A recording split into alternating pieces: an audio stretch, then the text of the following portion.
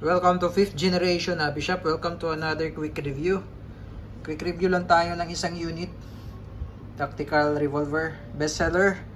Shoutout natin si Sir Leo Jason. Yan. So this is the tactical revolver TR50, caliber 50. So yun nakikita nyo ngayon. Ito ay aluminum ball, caliber 50 yan.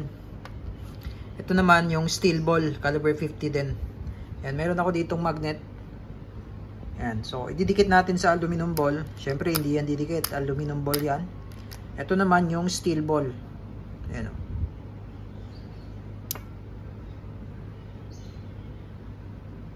Steel ball. So bulitas yan, caliber 50 yan, caliber 50. So imagine gaano kalaki yan. So ikumpara natin doon sa bala ng airsoft. Ayan, so ito yung bala ng airsoft. Yan yung 5.95mm. Ito yun, yung plastic. Yan, samantalang ito yung bala ng TR50. Yan, caliber 50. Laki ng difference. Laki ng bala. Yan, so ito yung unit na yon. Caliber 50 tactical revolver TR50. Yan. T4A. Last piece. CO2 powered, caliber 50. Ito yung specs, 7.5 joules.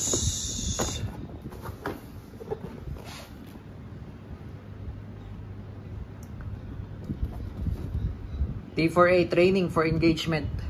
Yan yung ibig sabihin ng T4A. Okay, so demonstrate natin ng saglit, then testing. Okay, so bali CO2 powered, 12G din ang gamit niya. Okay, standard 12G. Kahit anong brand, pwede kayong gumamit. Pwede kayong gumamit ng Pop Dino. Meron pa yung Crossman, may Umarex. As long as 12G. Pwede yan sa unit natin. 12G na walang thread. So, itong isang CO2 couplet, more or less nasa 30 shots. 30 to 35 shots dito sa TR50. Ito yung quick pursing cup. Ito yung pinapalo para mag-activate yung CO2.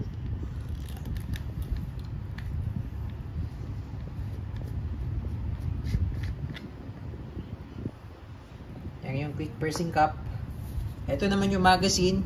Sa pag-release, ganyan lang. 6 shots.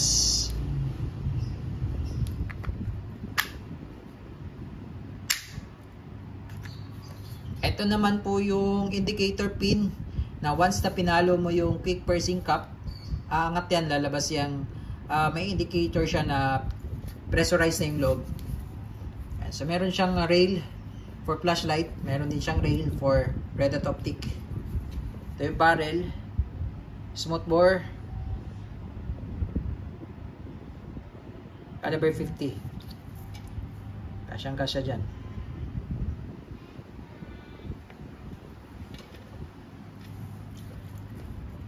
So, sa paglo-load naman ng bala, so bali ito pala meron siya, out of the box may kasama siyang rubber ball. Pakita ko lang yung rubber ball.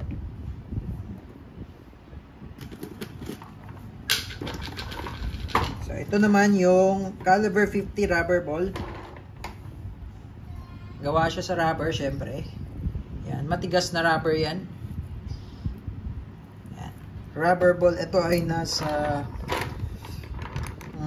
1.23 grams. Ito. Sa 1.23 grams yung isa, yung isang rubber ball. Yan.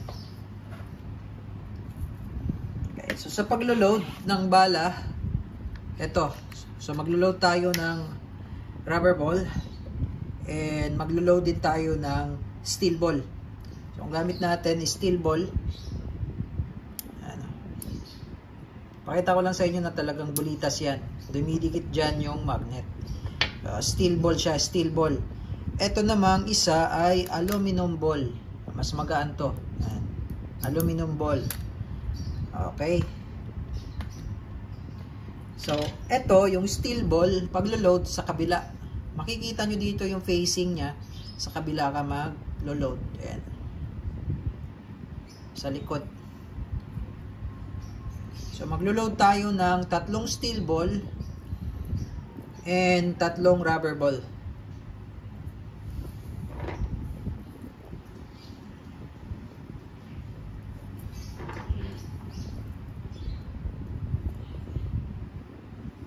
Ayan. Ngayon, pag salpak nyo sa unit, ito yung harapan, pag salpak nyo sa dyan, lock, then iikot nyo sa isang beses. Ikot nyo lang mo siya isang beses. Okay? Then ngayon, maglo-load tayo ng CO2. Okay, sa paglo-load naman ng CO2, etong pinaka quick pursing nya, yung quick tear nya, lagyan nyo po ng silicone oil. Yan. And then, eto, pag ganito po yung pasok ng CO2. Yan. Tapos load.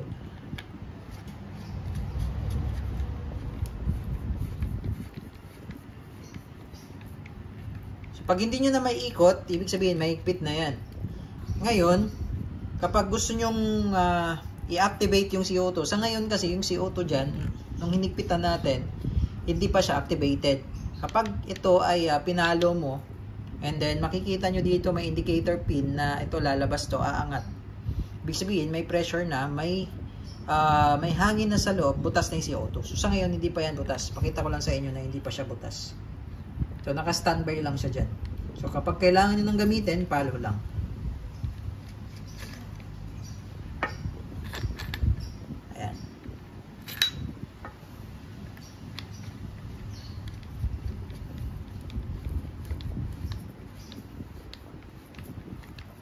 Okay? So ngayon papaluin natin. Makikita natin dito aangat to. Okay? So tamang palo lang po. Ayan. So ayan, umangat na siya. Ibig sabihin, ready to fire. Testing tayo. Okay, testing TR50 caliber 50 Gen 1 po ito. Ang kaibahan lang sa Gen 2, ka-fiber optic sight. Ito si Gen 1. Hindi siya naka-fiber optic sight. Wala lang tayong Gen 2. So, bali ang nakasalang dyan, steel ball. Subukan natin sa bote. Firing! Okay. One shot lang. Sabog.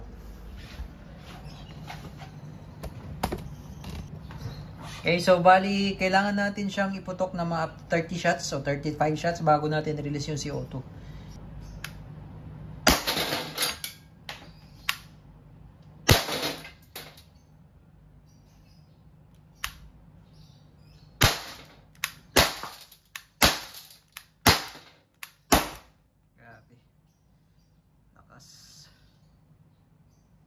Okay, so bali first mag pa lang yun, sir. Ngayon, load tayo ng another round. Another 6 rounds.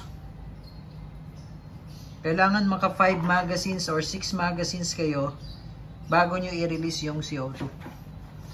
So, another round. 6 shots. Lock. Then, ikot lang.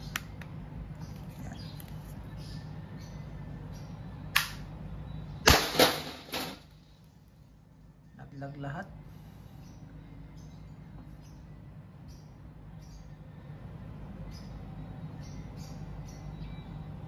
Isang putok lang, laglag lahat. Firing.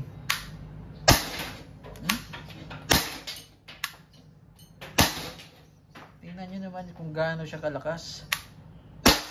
Oh. Natutumba yung plate. Okay, pangatlong salang tayo, sir.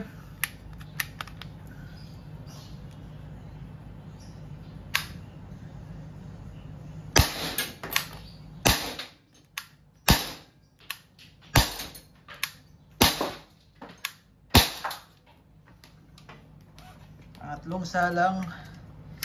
Okay, pang-apat na salang.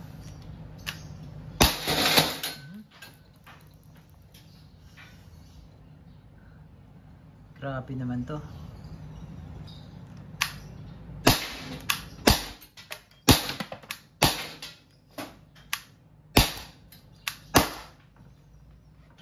Pang-4 na salang yun. Load tayo. Okay, pang-5 salang. Pang-5th rounds.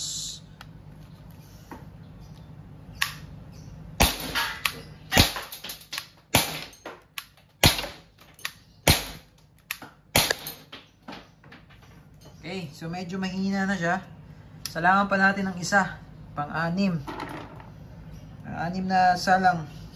Last one, last round. Last round. Pang-6 round, last round. Bago natin release yung CO2. Pang-6.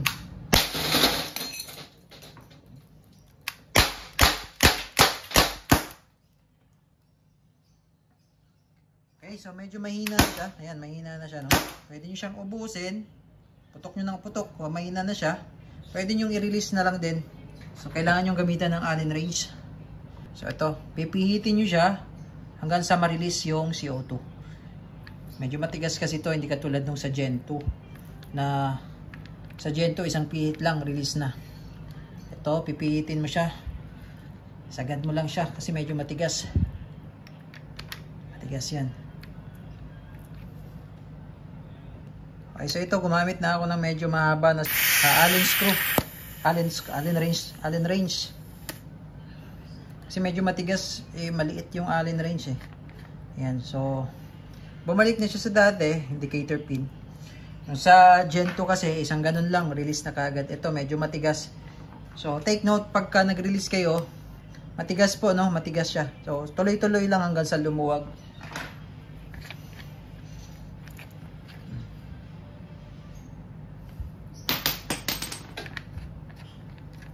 Yan. Tapos pag gagamitin nyo naman ulit, pahingan nyo lang mga 5 minutes. Yan. Okay. So again, this is the TR-50 caliber 50 tactical revolver by Umarex.